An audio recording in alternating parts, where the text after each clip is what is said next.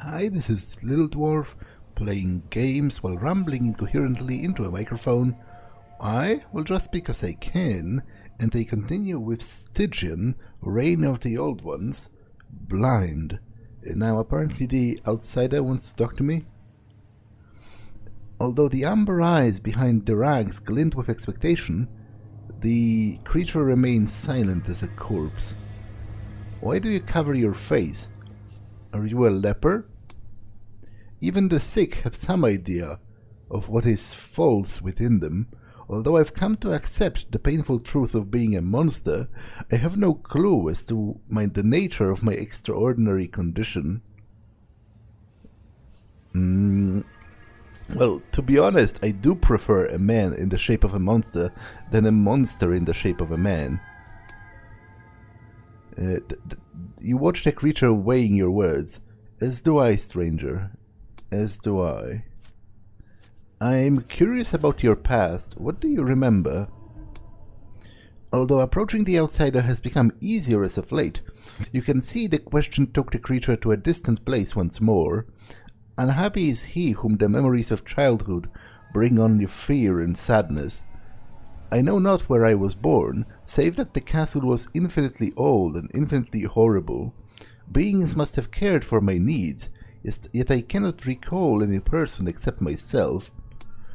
I think whoever nursed me must have been shockingly aged, since my first conception of a living person was that of something like myself, disoriented, shriveled, and decaying like the castle. Nothing more. Was that being your mother? I don't recall any kind of matronly tenderness. I suspect she acted more from duty than sentiment. I sometimes imagine her leaving the castle for eternal rest after her duty to me was fulfilled. Was she a servant? Did she feel any love for me? The answers were swallowed up long ago by the hungry waves of time, stranger. What remains are either pitiful sketches of the forgotten past or fabrications of my demented mind. I could try hypnotizing you. It might enable you to remember more about your past. In all of my books, I have never heard of such a practice. What kind of discipline is this hypnomancy? Could it really be of some use? We'll never know without trying. Try hypnotizing him with the pendulum. You take out a pendulum-like object from your belongings and begin to practice hypnosis upon the supernatural creature. You have no idea what might result from executing this technique on such an ancient entity, yet after a long period of persistent hypnotic suggestion, you're able to dredge some new memories from out of this outlandish being. I am inside the castle again, my house of stone and cobwebs and forgotten passages. Tell me about your surroundings. I lay inside one of the crypts. Shriveled corpses sleep beside me. I am not afraid. I remember this place. This is before the dark waters came to drown the catacombs. This sordid place strangely gives me peace. Where is the other being? Is she nearby? I can sense her. She is here, watching me from a distance, as still as a cobwebbed statue. What do you do now? I wave to her. She remains motionless, like the rusty suits of armor standing in the main hall, but I know she's watching. She always does. Approach her. I rise, walking towards her now. I am careful not to disturb the sleeping dead. I still cannot see her face, as the nearest torch is too distant. I stop, hearing something, like howling. I cannot describe. The creature suddenly grows anxious. I'm afraid. Something is approaching. What does the silent woman do? His inhuman cry almost breaks your concentration. The child born of the black guilt, shapeless demon that rose from the sins of my ancestors. You hear the outsider's nerve-wracking scream from beyond the grave. He comes from me. I am the last. He comes from me for me. The creature is terrified by a scene hidden from your eyes. What happened? She pushed me away from it. His voice becomes frantic with every word. She jumps on it. No, they're ripping each other apart. God save her. God save her. I watch her motionless face as her head is torn from her shriveled body. I run away like a rat to its hole. I cannot help but glance back at the scene one more time. The shock of his face is disrupting the trance. He will wake soon. What do you see? It continues to fight me. Headless. Her dismembered body is still ripping the demon with its claws. She saves me. She saves me. His hysterical cries sound almost childish now. The creature starts to awaken from the trance with reddish flames in his eyes. He is disoriented and thoroughly shaken. After a few minutes, he speaks very slowly with a trembling voice. What did you learn? Spin a reassuring yarn about a normal, caring mother. No, that's kind of pointless. I want to lie to him about his, like, he has the right to know. It's his past. Repeat what he described to you.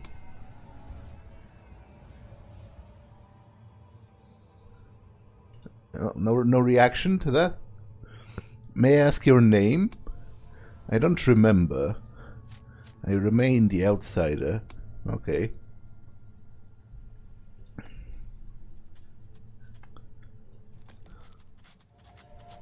With protruding eyes that flash amidst the gloating mists, these exotic tribal relics seem to be tracking every step you take on this treacherous path.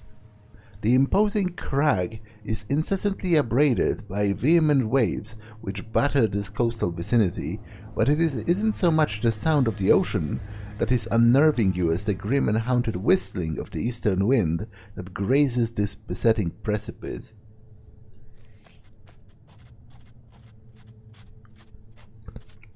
What kind of person would make a home of this squalid abode in the middle of such Cimmerian dreariness?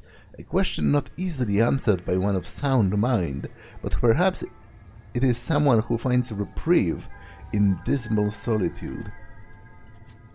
The light of this beacon grants a ghastly perpetual glow to the harsh angles of this colonial lighthouse, which now hails only the alien voyagers of this fathomless obscurity.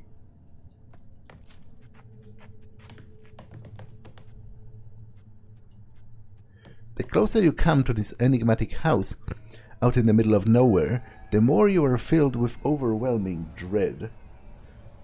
A chorus of angry whispers reaches your ears. You can almost make out the sound of cursing. Knock. At your first touch, the door opens, as if the house is aware of your presence. You sense something beyond the threshold, shrouded in the impenetrable darkness, filling every crevice of this dismal house. Two small dots pierce you from the darkness. A voice aged and brooding separates itself from the chorus of cursing whispers. You wouldn't have found me home if you wasn't looking for it. Well, I know the stabber of Arkham is inside, or should I say stabbers. You come to my house with rather grave accusations. The eyes flicker sinisterly. I reckon you must have evidence to back them up. Because, by the old tradition, I have every right to question your judgment. You better know the facts that led you here, or there will be consequences. You feel a malignant hunger being directed at you. Fair enough. Shall we begin? From where hails the slaughterer?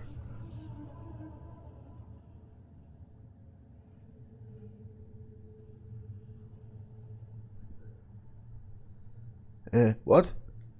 But there's the slaughterer? The one who did it?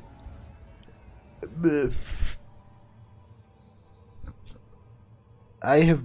what? Slaughterer, unless you mean because they killed like an old guy and stole his gold. That was kind of what the one guy implied. And they came from Boston originally. I think Boston rejects they were called. So maybe that's a trick question, and he doesn't mean he means because they are being punished for a crime, and the crime was killing the old man and taking his gold. So Boston, I guess.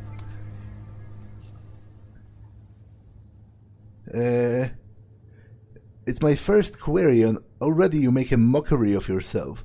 Continue wasting my time, and you'll learn a bloody lesson in pain. I won't be that forgiving the next time we meet. The door closes. Okay, so I...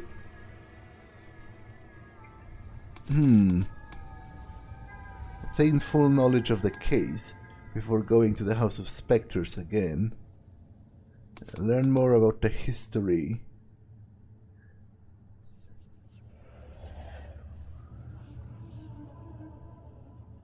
I have a book on Kingsport folklore.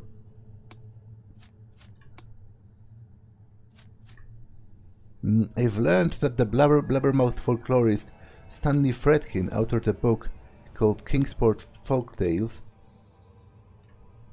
Interestingly, I met the brain of an English aristocrat who calls himself the Starfarer. I think I do have that book, actually. The Kingsport Folktales.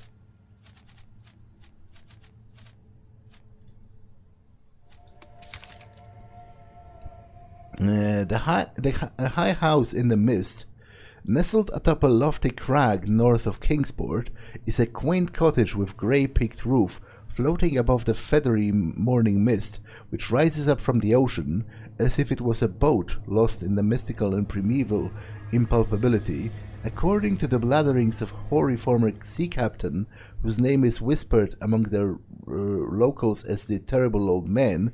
That cloud-kissed hut has already been erected before the first settlers struck their camps the base of the cliffs. The old man speaks woefully of those who dare to scale its dazzling peak and return estranged from the once solid convictions. The stories tell of a nameless hermit who keeps the archaic abode, spinning mysterious elder tales for his visitors, who can no longer remember them after they depart his presence. But it is the much dreaded visit of the Nodens, the lord of the great abyss, and his seafolk tritons and nereids that cause an irreversible change in them. As can be expected, such implausible tales are abundant with senile drunken sailors. This old man last hears the mention of the aquatic deity when he is visited by an ordinary family man by the name of Thomas Olney, who made the ill resolve of visiting that skyward cottage, subsequently leaving his soul amidst the perpetual mists. Mentions of Nodens is unsurprising, since he is a member of Celtic pantheon, whose gods were worshipped by the ancestors of the original settlers. As for why the fear of the hut still persists among the townsfolk, one can attribute the superstition belief to the worship of the capricious sea spirits that might in time replace the authority of the Baptist Church. Kingsporters know that every visitor to that weird area lays bare their souls to the other gods. Once claimed, all that remains is an amorphous shade, like the soul of Thomas Olney, which vanished beyond the impenetrable whiteness of the morning mists. The Yuletide Festival. In this archaic and lonely colonial town of Kingsport, the heritage of the common folk is comprised of numerous superstitions. In centuries past, unfortunate souls beyond count were accused of sorcery and witchcraft and cruelly executed at the end of haphazard trials. According to hearsay, a strange swarthy tribe, faring from the land of orchid gardens to the distant south, settled the area long before Kingsport was even founded. Centennially, the descendants of this people, a group riddled with sorcerers and witches, would make a pilgrimage to the White Church at the central hill for the Yuletide festival. A horde of cowled figures, with their faces concealed by devilish waxen masks, worship columns of sickly green flames to conduct their strange rites. before they hop onto the back of eldritch creatures with webbed feet and membranous wings to ride deep into the unknown antediluvian gulfs. The atonal melodies of bone flutes herald their journey through gloaming twilight grottos, and over viscous black streams, their songs a call to madness. The unholy throng fathoms into a sinuous depth, and deeper still, they journey into a labyrinth of tunnels, which writhe in and out of themselves into nameless obscurity.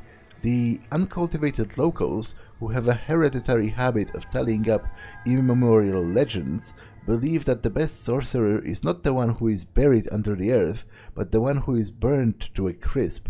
Those who are tainted by the devil do not make haste to migrate from this world.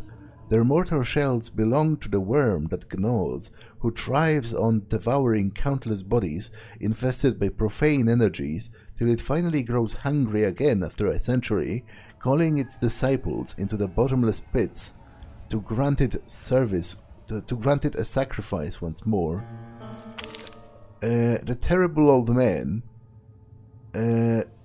Rumors abound regarding the old seaman, possibly the stranger of Kingsport's many eccentric residents who lived the life of a pirate captain in the century past. It is baffling to see what fancies take hold of the common folk in a place like Kingsport, far from urban culture and modern mores. According to local legend, the captain and his crew have discovered an ageless city from before the time of Atlantis, ruined by the sea winds and time, laying crumbled upon an uncharted island. The captain knew this place to be cursed, riddled with traps to reap the souls of foolhardy trespassers. Aside from a skeleton crew left behind to man a ship, he orders his living men onto their certain death.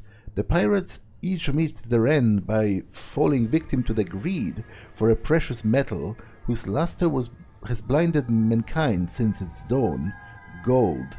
Once a safe route to the treasure has been marked out with the corpses of his men, the cunning old captain seizes the gold forever and leaves behind the accursed city. Unbeknownst to him, his interminable greed would bind his fate to that of his dead crew for epochs to come. The stories claim that on the very night of this terrible deed, the dead sailors of the ship, led by cheating Logan Dawkins, ran howling down the corridors of his mind with an unending hatred for the old men and an unquenchable thirst for revenge. The unfathomable terror he endured would make the captain forget even his own birth name. From then on, he would only be known as the terrible old man. The same night, the captain's remaining crew are viciously slaughtered, but whether by a madman's own saber or by the blades of the host of vengeful shadows, the tale is not clear. The Silver Key. The rural folk on the outskirts of Arkham have always shunned a certain cave hidden within the maze of pine barrens north of the town, where the sunlight rarely penetrates to warm the hard, frostbitten soil. These ill-bred farmers and laborers, deprived both of the scientific reasoning and the faculties to understand it, offer contradicting accounts on its location. Beyond the uncertainty as to its whereabouts, hypotheses diverge on how the cavern came to be known as the Snake's Den. The most plausible provenance of this name is, in my opinion, the local indigenous tribe, the Abenaki. Exhorted by their shamans, the Abenaki entered a dream world to shed their spiritual skins, just as a snake literally sheds his own, to free themselves from all earthly restrictions and to hearken the call of their nature spirits. Hence the name Snake's Den is given to those grottos wherein daring seekers pursue their dreams, and thence none is ever believed to have returned. Furthermore, superstitious Puritan settlers whisper about a curious silver key, whose arabesque manifestation is so outlandish as it's allegedly the very object with which the daring dreamers can activate a portal inside the unplumbed depths of the den to access their most unattainable visions. The locals I've consulted profess that an avid dreamwalker by the name of Carter Randolph Carter, whose name I recognize from my acquaintance with his amateur mystery stories, recently entered Smoke's den in possession of such a key and disappeared, never to be heard again. Whether or not this is the same person whom I have come to know as Randolph Carter is arguable at best, but I must mention that considerable time has passed since I've gotten any news of him. Okay, so I've cycled through it. I'll watch that, because it has pictures, and I want to watch them. Yuletide Festival. Terrible Old Man. Snake's Den. Okay. I do have more notes though. I have read that.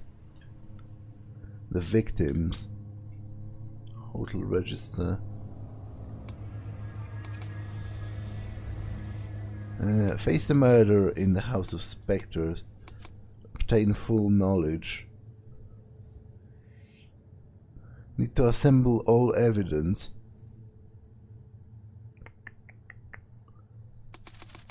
I kind of...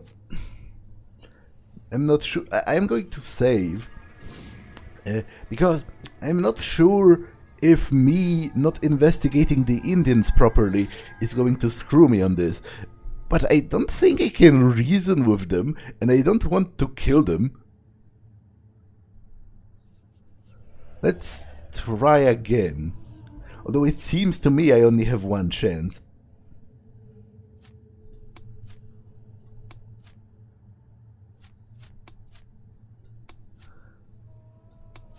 From where hails the slaughter? Okay, so I guess if it's not Boston, you mean the slaughter of those guys, which would be Kingsport? Because this all harkens back to that legend, right? About the sea captain and how he and his crew were consumed by greed and stole gold and then all died. So I guess it would be Kingsport. You're not completely clueless, eh? Speak to me this. Whose blood has been spilled?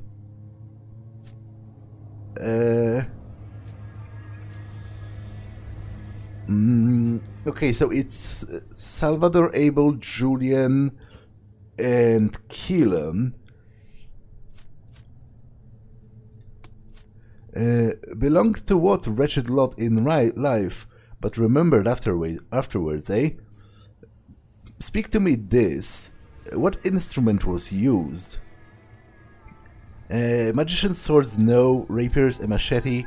I think it would be a pirate cutlass, because it links with the whole legend, right?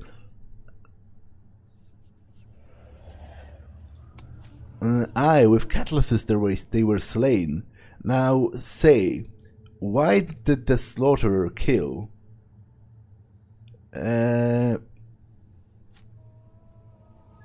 In retribution for his stolen gold.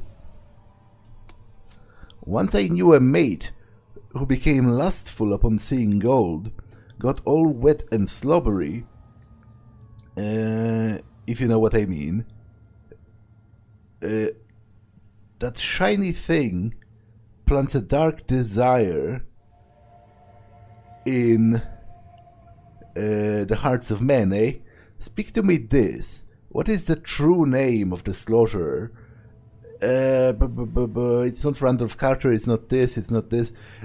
I don't think I have that information, because the pirate captain forgot even his own name.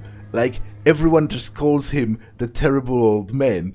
So I think I don't have that information, and it is actually a trick question. Sometimes it is wise to hide what you know, and sometimes it is wise to admit that you don't. Speak to me this then. What name does the slaughterer go by? Yeah, it's the terrible old man. The door creaks open fully. You can see no one, but the voice is heard once again. Come in, cabin boy. I have spoken with that guy at the bar. Well, some manifestation of him anyway. You're done with this place, eh? Go, you bastards! The man you see before you is none other than the queer old man who you spotted talking to his bag at the old eel. Good, good, still here. Now, you aren't ashamed of accusing an old gentleman like myself of such a foul deed? He gives out a disturbingly vulgar laugh. I'm fooling with you, cabin boy. I've always enjoyed some good old manslaughter. It gives a kind of relief, you know. Taking an adversary out of the game, one less bastard to worry about, makes this bloody world a nicer place for a sea dog like me. But myself, I wasn't behind the slaughter of those wretches. He points at the spectres floating nearby. It was cheating Logan Dawkins and the other scum. See, I was their captain once, but they stopped listening to me long ago. But until this bloody moment, they've been talking my head off, greedy bastards they are, asking about their share all the time, the gold that I promised, the gold that I never gave. But they were fools, you know. There are things that every bloody sea dog keeps in mind. Like, you better know the ship what you're boarding. Like your captain's orders may mean your death. This is a rough trade, and we set sail knowing that. So when the things got ugly, we real sailors don't pull like that sissy over there, what thinks himself a bloody corsair. The spectre continues to gaze at the old man with a silent, burning hatred. Watch. The old man addresses the entity, as if it had just spoken. Oh, shut your bloody trap of yours, Dawkins. Your pals are all gone now. Look how weak you are. It seems those grumpy old gods have different plans for you, and who knows, perhaps for myself too. Nodens might even allow me to enter the Turquoise Palace. After all, I belong to the sea more to any place else.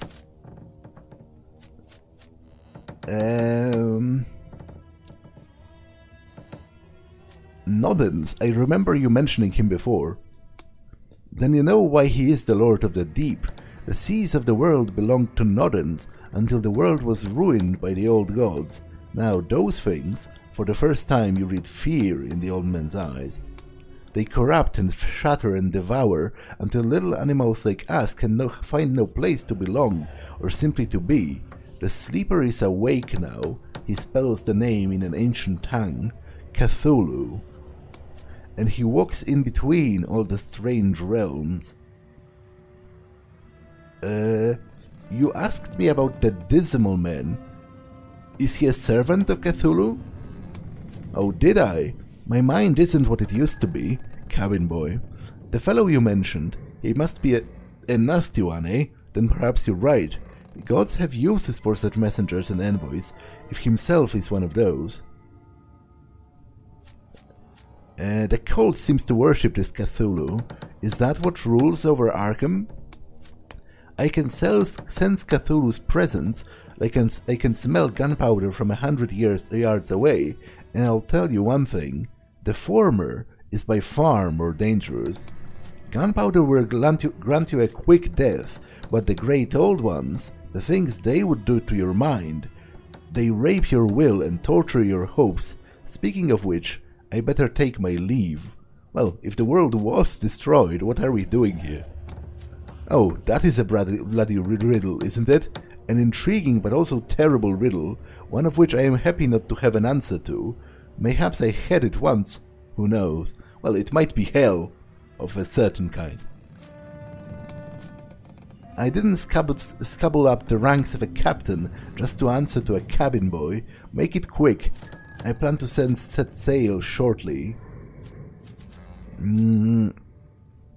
So, you think the murders are over now, with Kill and Dead and all? You know what? I never liked it in this rotten city, and no one can hold me here. My damned crew are gone except Dawkins, and he is in no state to pick his own teeth, let alone stabbing a fellow. So I reckon we can say the bloodshed is over, yet, the old man grins, there is still much blood to be spilled in this damned place. I can't say I envy you. The other spectres are gone.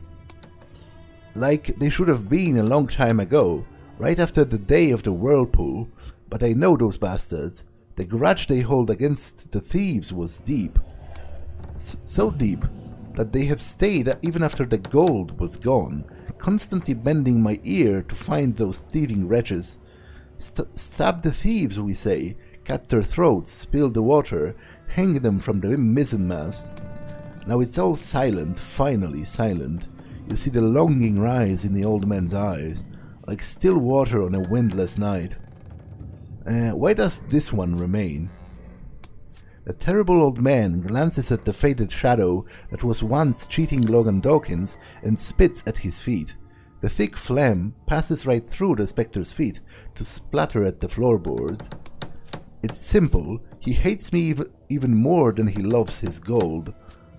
He's still hoping to get me, but look at the useless scum.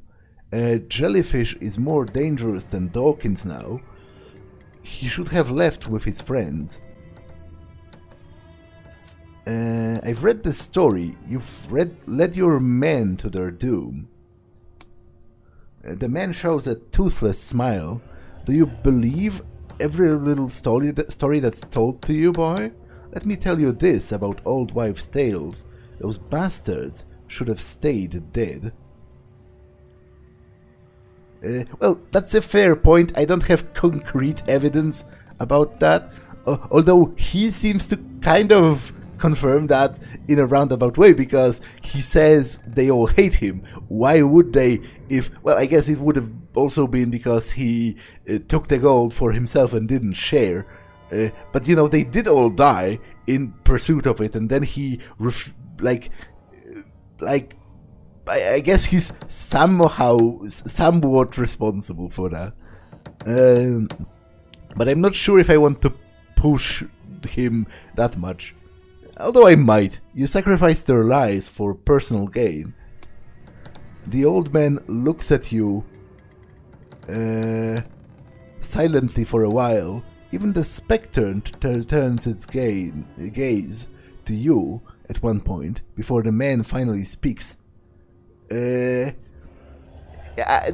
think it did destroy him in a way, because he doesn't even remember his own name. Everyone just calls him the terrible old man, and he... okay, I imagine he's technically still alive, right? He's not a spectre, he's just that original captain. Although it's interesting that the specters didn't kill him. I'm a bit unclear, because wouldn't they have a grudge about, you know, for him specifically first? Because they killed those guys for taking the gold, which they thought was theirs, but he originally stole it from them. Like, he didn't share with them, which was agreed to. That was plain evil, and it ultimately destroyed you. You're a bad captain. You were like a father to those people, or am I exaggerating? The temperature in this house is dropping rapidly. I don't need children to teach me my bloody manners. It now hurts to even stay in this malignant place. Someone must pay for the murders. Yeah, not necessarily though. Like, if they...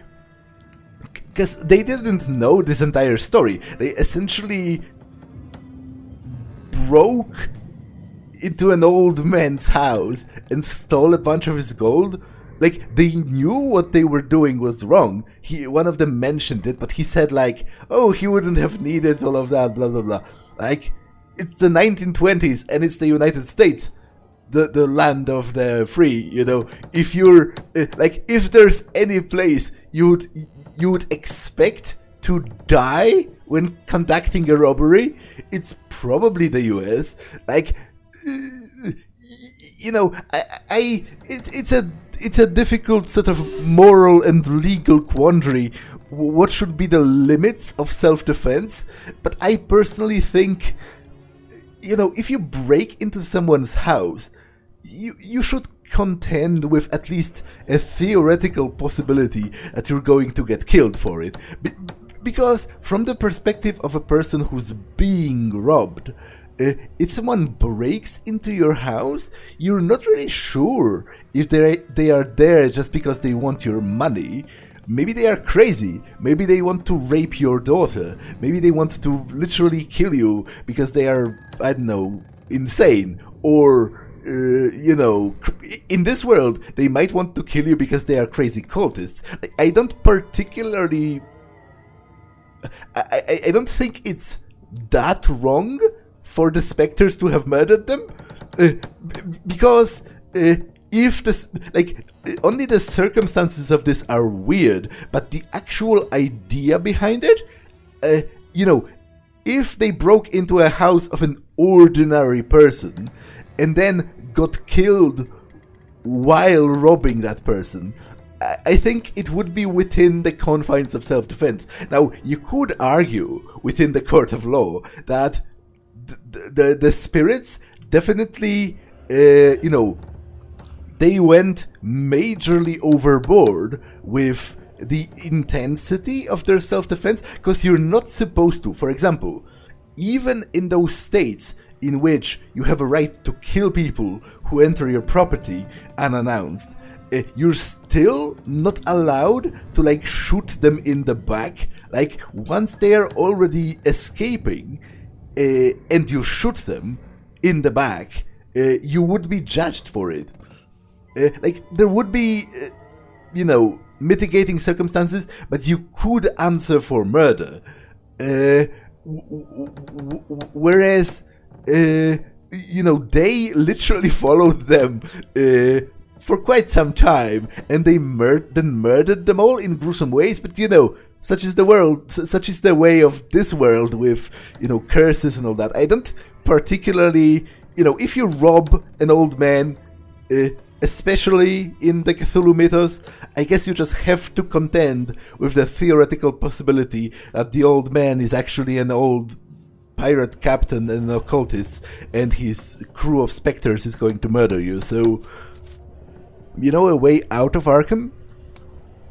I don't want to be a bad captain, but there is no berth for you in the boat that I'm taking, even though you gave me some nice entertainment along the way. The old man looks at you with his fiery eyes one last time. I would tell you to farewell, but I know there is no chance of that. He turns to face the door without another word.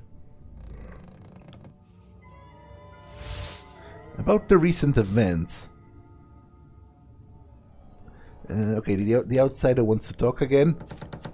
The outsider looks to where the bottle of lead sits waiting on the terrible old man's table. To breed such an undying grudge for the sake of few metal trinkets, a dispute that has already caused their ultimate damnation, it's hard to swallow. Yeah, we tend to do this to ourselves, because he's right. They have also, their greed has trapped them for eternity as specters. They did it to themselves. Yeah, we tend to do that to ourselves. I shared the same opinion, I'm afraid. The grotty figurehead, which presumably once adorned the prow of a buccaneer's frigate, is an amalgamation of a Faustian sea devil and a siren. Averred by the overwhelming abundance of books on display is the old sea dog's affection of the obscure works of mythology, maritime history, and ancient polytheistic cults. Haunted flintlock, lead ammunition, damnation to stone. Okay, those are more. Those are more spells for the outsider. Looking at what lies beyond the panes of this Wrightian object of art, one might better compass the vastness of the bleak unknown encroaching upon the shores of Arkham County. The fuming ship's stove is oddly unable to counter the inexplicable chill permeating this modern chamber. A very old globe, presumably dating back to the 18th century, the familiar landmarks dotting this weary sphere are infinitely far away now, if they exist at all. A resonating seashell. That one could have devoured you whole, or not. What? That one could be devoured whole, or simply get ripped to shreds by the serrated teeth of this fearsome shark, is a very disturbing thought. These moldy shelves are stacked with dozens of ancient maps and charts denoting the tides, winds, and speculated deeps of old seas. Although it's a smaller gauge than the ones that comprise the arsenal of the great war vessels of yesteryears, it can devastate the targets which it was originally engineered to hit, but whether it can harm the horrors from beyond remains debatable. Can it be that this heinous sea creature, transformed into dusty decor, is actually a distant and perhaps ancient deep-sea relative of an eel? Nomination to stone. Not enough space. I do want this, so I will try to make space. Oh, I leveled up.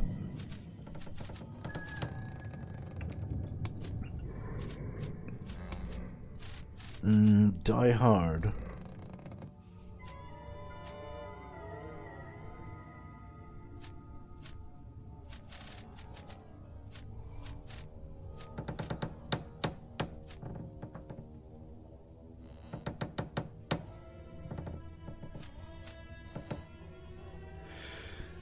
If health is less than half, gain +1 damage resistance. Okay, because they kind of concentrate on me oftentimes, so that's kind of useful. Wrath of Isolation, Aura of Repulsion, lowers maximum health, increases spellcraft, blah blah blah.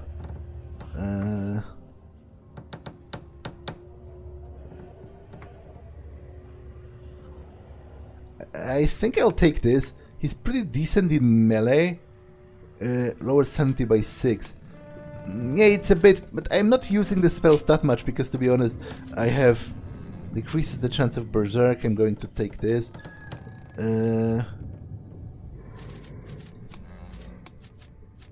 He doesn't have enough sanity so that I can be using it without problems anyway, as much as I would have wanted to.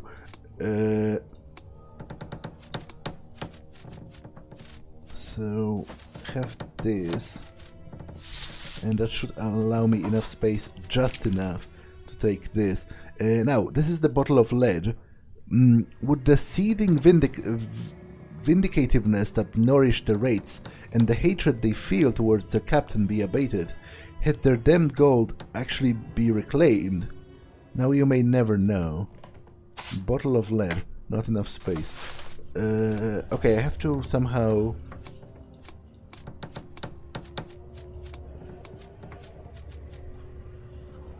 I guess this doesn't really do anything, so maybe I can... Okay, I can't. I'll drop one of the magazines then. Oh, wait. Photograph of Gwen. Oh wait, no, I got it from him to look for her. I got excited because I thought I found her. I'll drop the sleazy magazine. Unless I can... No, I can't craft anything without a... Yeah, I'll drop the magazine. To pick up this.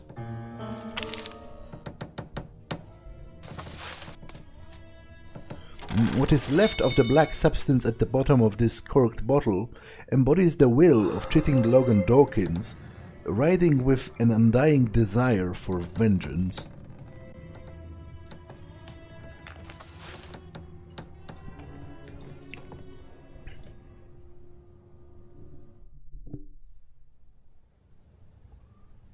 The soul of a scavenger of the seas shall be found inside a bottle of lead.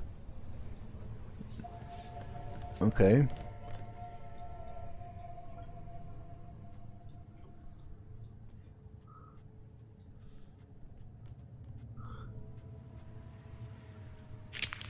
Well, Well, I guess I'm heading back to Arkham.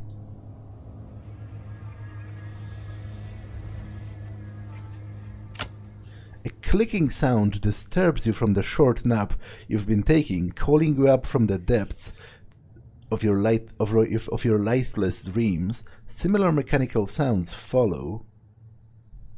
You see the nameless soldier sitting on the ground a few feet away. He's busy assembling his trusty rifle. As you watch his automatic motions, it seems something is off.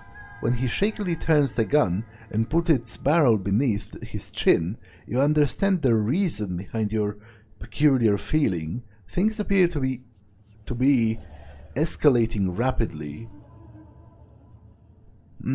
Okay, so he wants to kill himself. And to be honest, that's like doubly sad, because it makes me wonder if he does that with full knowledge, because part of him realizes what his current condition is, or, which is, to be honest, kind of sadder, is he's doing this because he already thought about doing this when he was still alive. Like, he thinks he's still stuck in World War I, right? And maybe he literally tried to kill himself because he was just so done with the war, like, even when he was still alive. Like,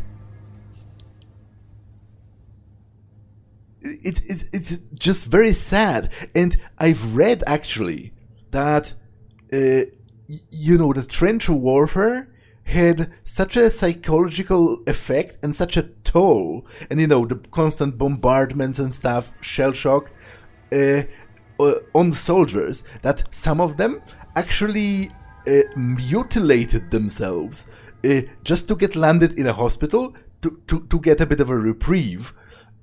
But obviously you couldn't allow that, so if that was discovered, you could go to jail. I'm not sure if they would have executed you for something like that, but you could have been punished, and pretty severely, on top of you having already hurt yourself just to escape from that hellhole.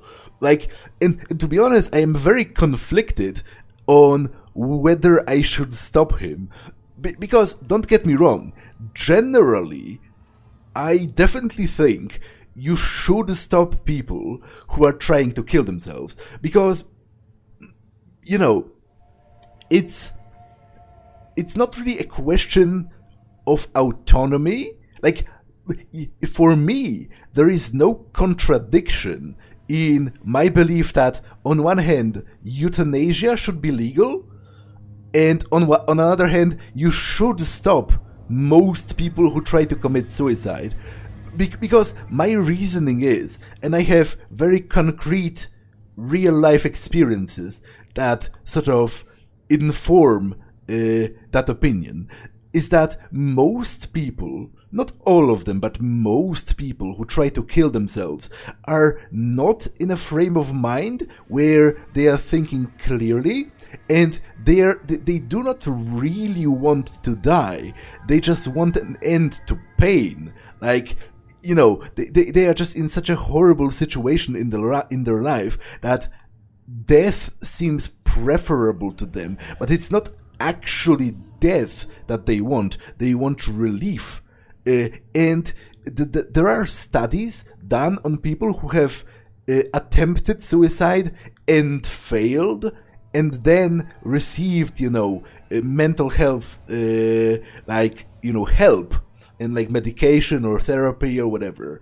And a lot of those people actually end up being glad they didn't succeed. They end up glad that they managed to not kill themselves successfully, quote unquote.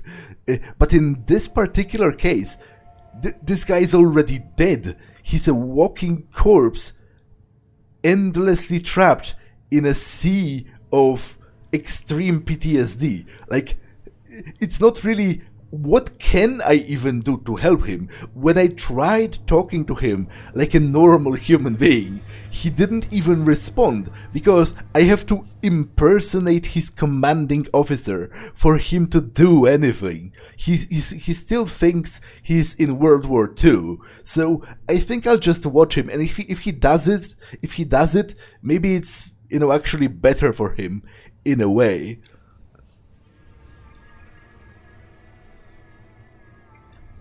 He shifts his finger to the trigger. God forgive me, but I cannot keep on. He suddenly shouts in a haunting tone. I'm drained. I can't even feel fear. I used to be scared of things, of death, of failure, of never seeing my loved one. I used to be alive, and if I can't even feel fear, I must already be dead. So please do not judge me. Hopelessness invades his last words, which come out in a whisper. But I tried.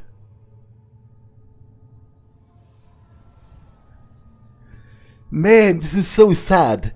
Especially because clearly he's religious. Like, he's asking God for forgiveness. For killing himself, because it's a sin, right? You're not supposed to do that if you're, you know, a believer. But that's just so sad, because that's another layer of shame. Like, he's in enough pain to want to kill himself, but he hates himself for doing that, on top of already feeling like he must, because he can't keep on. Like, maybe it is the only way for you. I'm not going to stop him. I think usually you should, but in this case, I don't have... What can I offer him? He's a corpse. There's nothing left for him, like no joy. He has constant PTSD to the point where sometimes he forgets who his friends are and who his enemies are, and just attacks randomly. Maybe it is the only way for you. Oh God, I don't want to. Give me the strength to carry on. I'm too weak. I can't...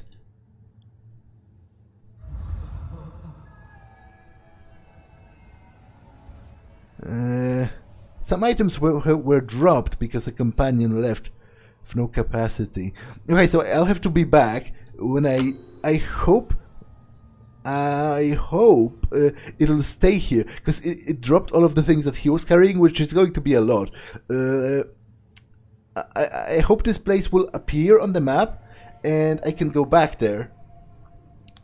And I really hope I can find Sonia again. No, I actually lost all of them. Bottle of lead dropped to the ground.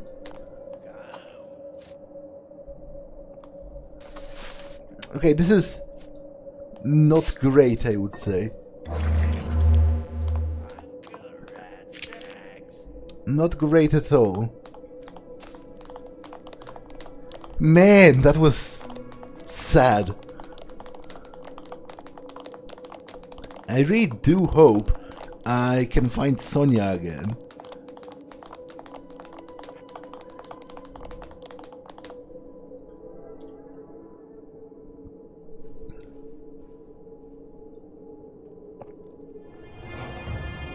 Oh, the cult. Grandfather, mighty Cthulhu. We know the book is nearby. Its presence is undeniable. We beg you, accept the blood of this illiterate. Show us the way to the book. That should not be read. Kitab al-Azif.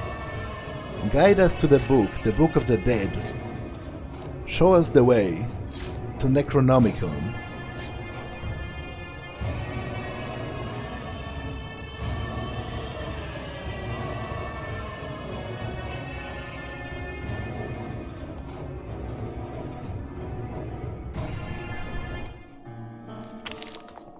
Book of the Dead.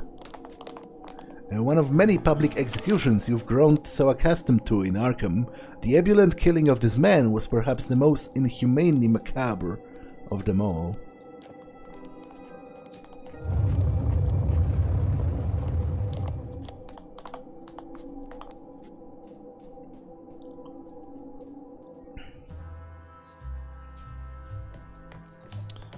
Okay, she's not here, which is kind of a problem. Wilkinson's leads. Oh, how did I drop it? I guess I didn't have space in my inventory?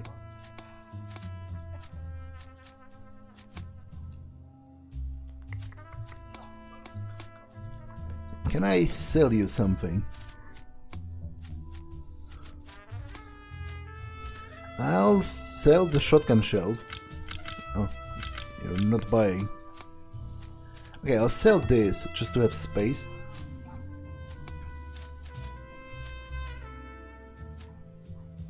I'll buy some rations.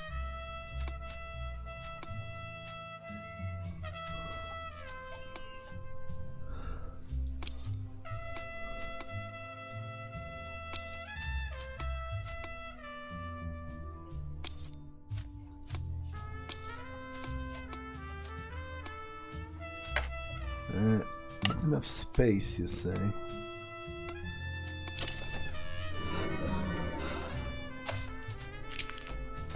So, whoa, what were Wilkinson's leads? It's the suspects. Jatal hates everyone, has a machete, Indian Abenaki, killed mob. Horatio the Magnificent hates Waxface, has a lot of swords, lost his assistants, out-of-towner. The witness, Donna the mute girl, saw a victim die, became mute after the incident. Her tongue is intact. Okay, I'm glad I managed to solve it without it then.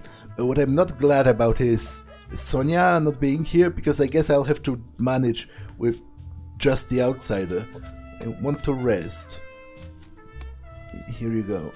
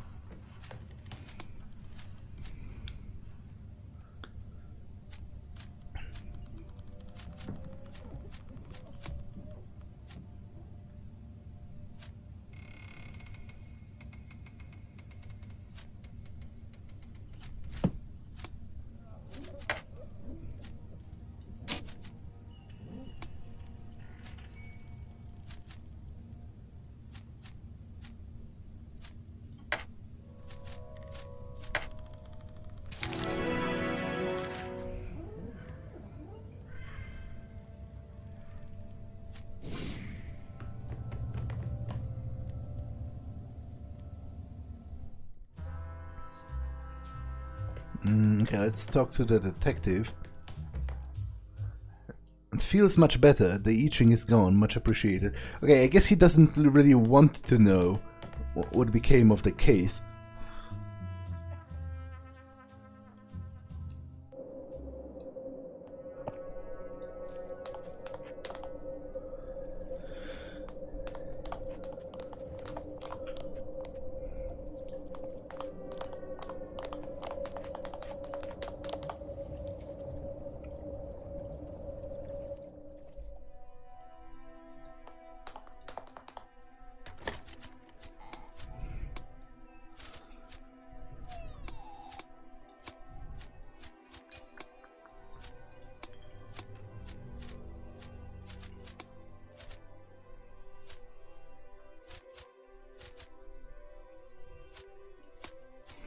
You sell anything interesting? Any more herbs?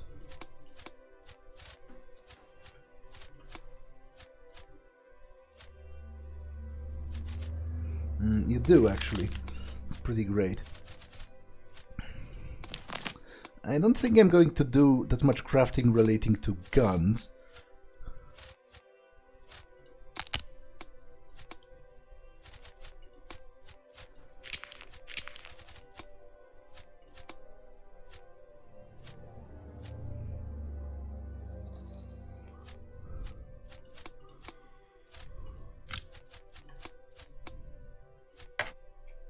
Not enough space. I need to sell something. I guess I'll sell all of the phosphorus and all of the skull. It's non-craftable, so...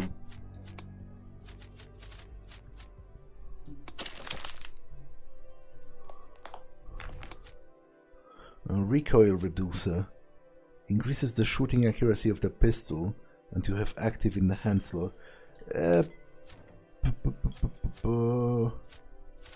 I guess, which one am I using? Shoots 22.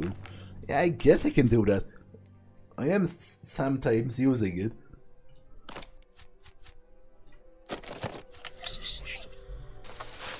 So is it automatically applied?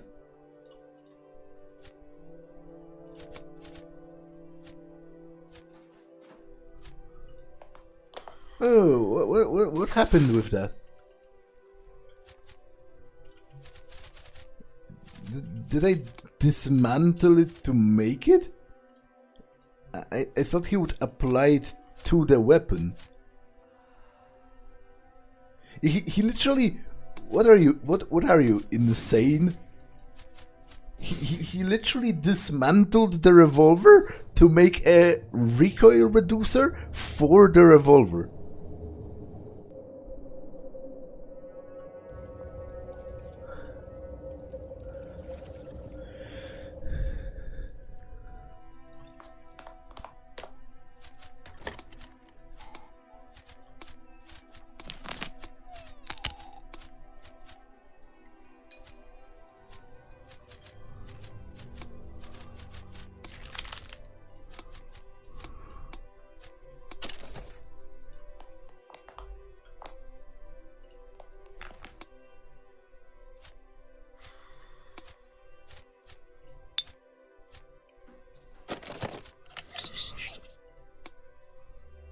Why can't I make this? Oh, because I don't have raw opium. Do you sell that? You do.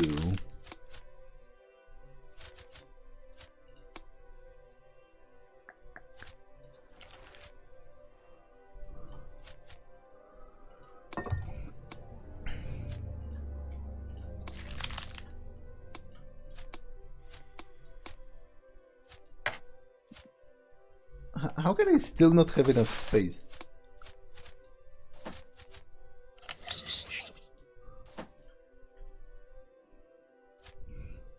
Increases the chance of spotting hidden things when equipped. Why didn't I have that equipped earlier, to be honest? Would also free some space in the inventory. Okay, this is used in dialogue. Lockpicks, blah blah blah. Can't equip any of that.